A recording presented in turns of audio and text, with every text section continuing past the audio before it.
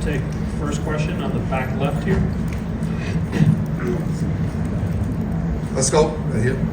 Fabio Malavasi, NBA Brazil.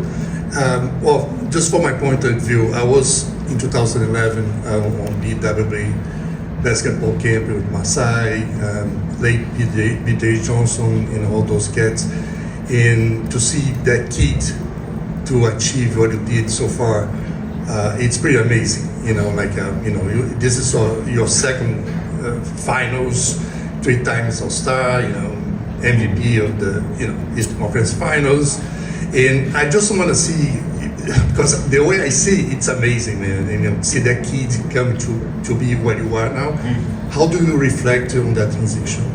No, first of all, thank you. Appreciate that. That's very nice of you. But I mean, I think it's pretty hard to reflect, when you're still in the journey. Obviously, I'm super blessed. Like you said, that little kid that was basketball without borders.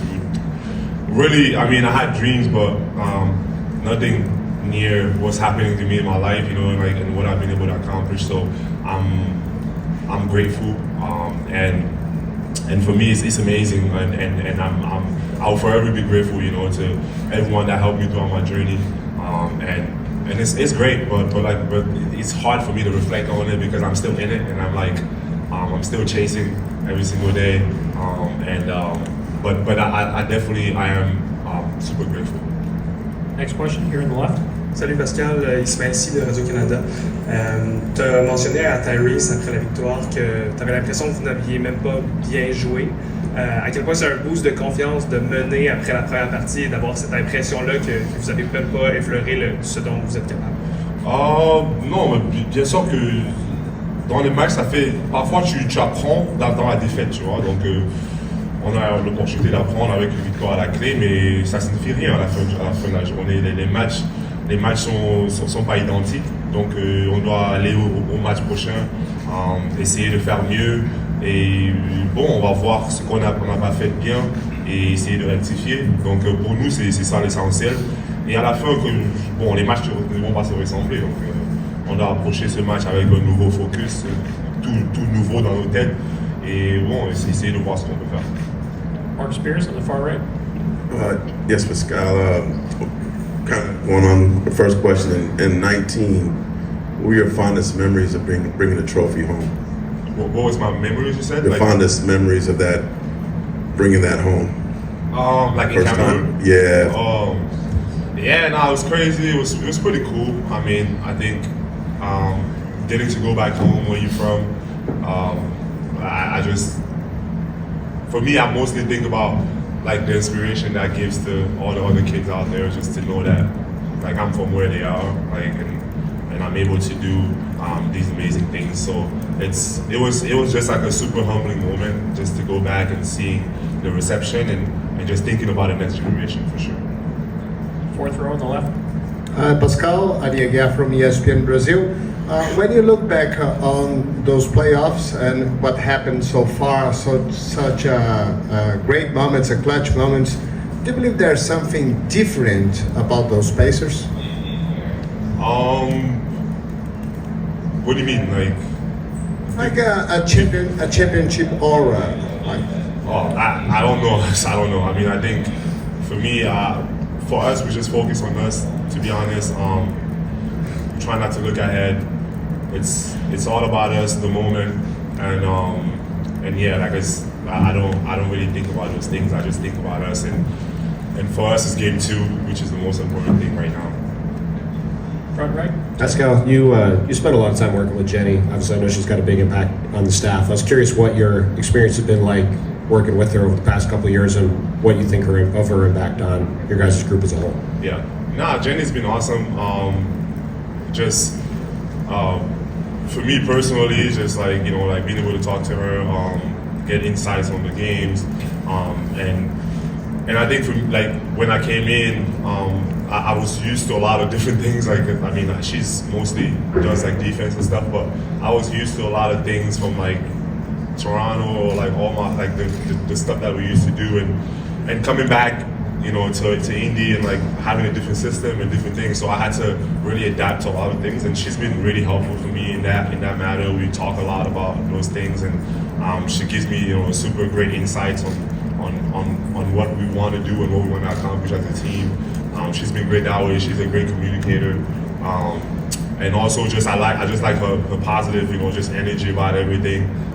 I think it's mostly needed, and even in these moments where sometimes like it felt like we didn't do well or whatever, she's always bring that positivity, which is needed for coaching. And she's done amazing for us, and she's a big help not only for me but for the whole team. Tim, here on this side. Tim Reynolds with the AP, Pascal right in front of you. You've been in the league long enough to know that when a team starts 10 and 15, or when it starts poorly the first couple months, it doesn't always get right. Sometimes things start bad and just stay that way. What was it about this group that allowed the opportunity to turn things around? Yeah, no, I think when you look at those games, there was a lot of people in and out of lineups. We had injuries. We had we lost a lot of games. Just on some mistakes. So I think when you look at the overall record, it looks the same way. But for us, we just continue to chip away. We just continue to work hard, continue to improve as a team. And then when we got everyone back together, mostly everyone healthy, it just started to get better for us. And I think it's just we're resilient. We're not going to give up no matter what. And that's kind of what helped us to just continue to chip away, get better. And for me, I always told the guys, come April, May, and June, we want to be our best. That's the goal as an NBA team. Obviously, you want to be in the mix, but you just want to play your best basketball at the right moment. Fourth row towards the center. Pascal here, Tins in China. Let's talk about the last play. You guys make a lot of tons of corner threes. Actually, you made a right corner three last game.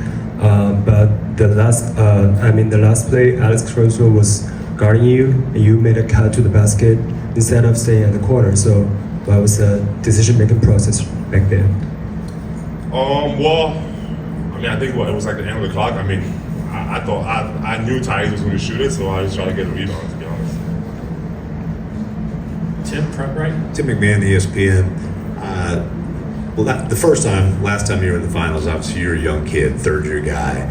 What's kind of the difference of the feeling of being a veteran now who's been here before versus being a third-year guy who there's a lot on your shoulders at that time as well? I think it's a difference just because, again, at that time, I won't want to say naive, but you're just going into it thinking this is just,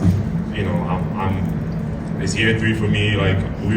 We always had good teams, we always won, so everything just felt normal. It was just all right, this is how it's supposed to be, so that's how it felt for me at that time. And I think for me now, coming back, I have a little bit more appreciation for it just because of the journey and understanding how hard it is and how difficult it is to get to this level and to this point. So I think that just in terms of just maturity and just knowing all the experience that I've been through to get me back here, I have another level of appreciation for it. And I think the level of grind and play and just grit is the same because I always had that, but I just think the level of appreciation probably a little bit different. Second row on the right. Pascal, Jamal Collier, ESPN. Rick gives you guys a lot of freedom on offense to sort of just do it and figure it out on the court. Just kind of wondering what kind of advantage you think that guys gives you, or just why do you think that works so well for you guys as a team? I think it's cool. Obviously, we have a point guard that obviously runs the show for us and get us in position, and also is not just looking to get his. He's moving the ball. He's doing everything for the team. So he starts the engine for us, and we have TJ coming off the bench doing the same thing. Obviously, we have a lot of guards.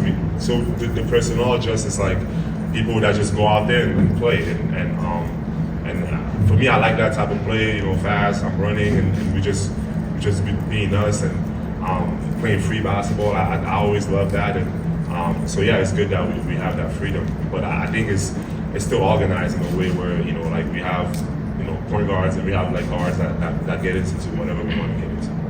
Thank you, Pascal. Tyrese will be right up. Thank you.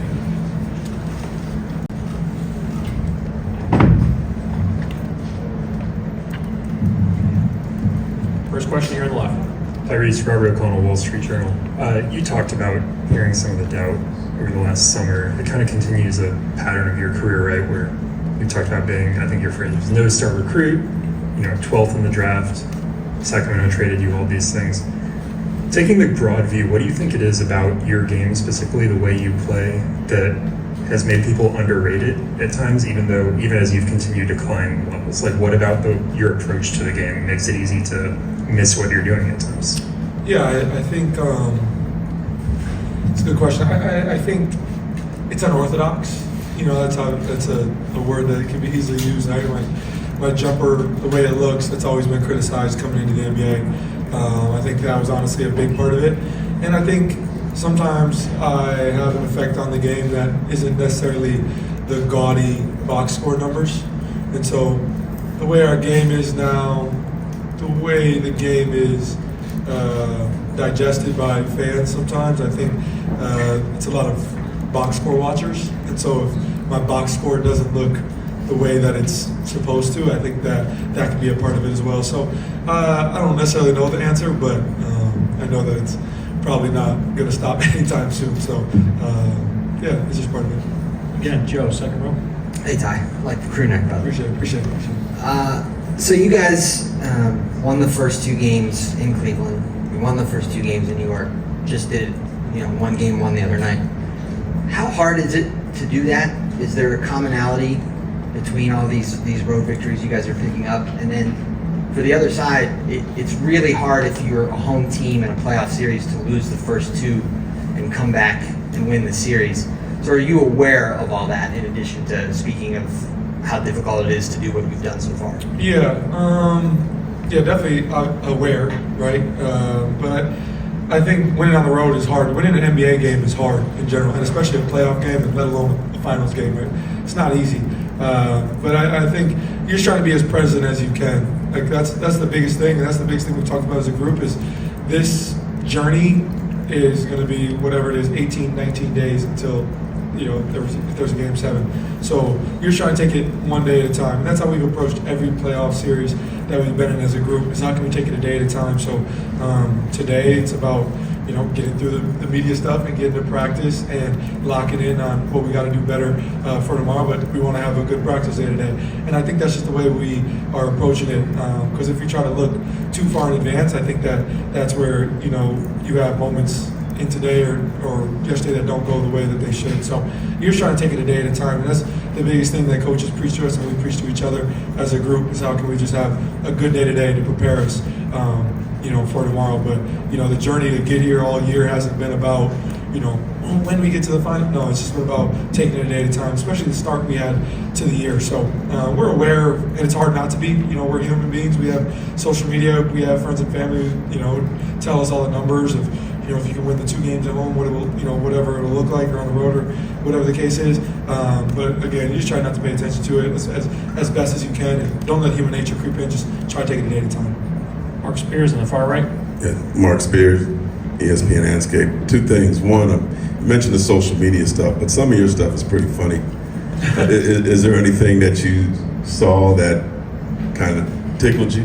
And then 2, I did want to ask you if you could reflect back on your courtship of Pascal and kind of like, hey, you're going to be here kind of mentality with it. Yeah. First question. Yeah, I see a fair share of the absurd things that are on social media. Get a good laugh out of certain things. I think that's just a part of NBA Twitter in general. It's pretty funny stuff. And then as far as stuff with Pascal, yeah, I can recall everything about getting him here. We were in Atlanta, had a pretty great conversation with him while I was at a dinner. I stepped aside, we talked on the phone for like an hour. I just wanted to have a conversation with him. Hey, is this something that you actually want to do? Do you want to be here? Because I think that the guys who have been a part of the nucleus of this group, we cherish this. We cherish this organization and what we've been able to build here. When you think every team to ultimately get to win a championship or play at a high level, right? There's going to be a trade that happens, or you bring in somebody from the outside to come and be a part of it. and you don't want to make the wrong move, right? And you know, if you go in for Pascal, you want to be about the right things. And I didn't really know Pascal too well, other than our small conversations where we would be at like Rico runs or something. So we had a great conversation, and I think we just very much so aligned on wanting to win, and that being the emphasis. Obviously, I told him that, hey, I think that we could really play well together. I think I can get you the ball in space and allow you to do what you do, and he appreciated there's many things that he can do to help me succeed. And we had many conversations about it. But I mean, that being said, after that conversation, you still don't know if it's going to happen because a trade has to be made and all that stuff has to be aligned. But this was just a conversation that I initiated because I knew the rumors and I wanted to talk to him about it. Very thankful I did, and we aligned on those things. And I think it's a big part of why we are where we are, and that relationship that we have. We don't spend a lot of time together off the floor. Like, he lives downtown Indy, I live more up north, so it's not like we spend a ton of time together off the floor. But we talk very often, and it's a lot of basketball talk. And I think the biggest thing that I can respect about him is just his work ethic. He comes in the gym. I know he's going to be there every day. I know the exact hoop he's going to be on, so I try not to take his hoop. I let him get his one-on-one work in, and I think that's seeing him work that hard makes me want to work harder, and I think that goes through our group. So love having him as a teammate. Right here on the left. Jaime Hawkins Jr., NBA correspondent. My question to you is, obviously you guys, the Pacers and OKC, are both very young teams. Do you feel like if this is a moment that is kind of a changing of the guard where you guys are carrying the torch for the league and on to the future?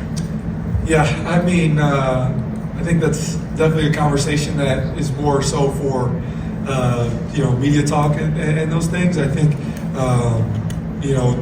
the changing of the guard really isn't necessarily fair because like guys like Bron, Steph, they're still playing at such a high level. So I don't look at it that way. I try not to think of the outside narratives that go into the results of them winning or us winning. Just try to approach it with, we want to win, and whatever the conversation is after, whatever that is, then it'll be what it is. You don't really have control of that as you know. I think it's cool to see young teams having success, and maybe what we're doing or they're doing could be a blueprint for other young teams in this league. But as far as those conversations, those are for the media. We just want to win. Chris on the far right. Tyrese, Chris Hagan, Fox 59, Indianapolis. You know how much people love basketball in Indiana. You've been reminded 100 times that it's been 25 years since they've been here. What's the sense of urgency to realize, like you said, it's hard to win a playoff series. It's hard to get here, to seize this moment now when it's just so close. Yeah, I think, obviously the sense of urgency for Indiana fans and for everybody should be heightened because, we always talk about you never know when you'll get this moment again or if you'll get this moment again. I had a great conversation with Steve Nash a couple days ago, and he said, hey, you're in a rare era. I've never been there. And I thought, damn, Steve Nash never been to fun. Like, that's pretty crazy, and some guys don't get the chance to do that. And so I'm trying to live in the moment every day. And I think we talked about it as this season went on, especially early in the year, we weren't having success. I thought more and more about how I took last year for granted, the chance to go to the Eastern Conference Finals. And I felt like, wow, I didn't know what this year would be, especially the way we started the year. Are we going to be a playing team? Could we be a first round exit? Could we not make the playoffs? All those things were on the table, especially the way the year started. So I think you're just looking at it and trying to just live in the moment every day. That's not even just a finals thing. That's a life thing, right? Like, we take every day for granted as human beings. That we go to sleep and we wake up, and we take that for granted. We take for granted that that my legs work and that I'm breathing and I'm healthy. All those things. So yeah, you can always look at it from a bigger picture perspective, and that's important. But I think that's why I'm just cherishing this moment and just really enjoying what I'm doing right now. Thank you, Tyrese. Appreciate it. This concludes the session in here for today. Thanks, everybody.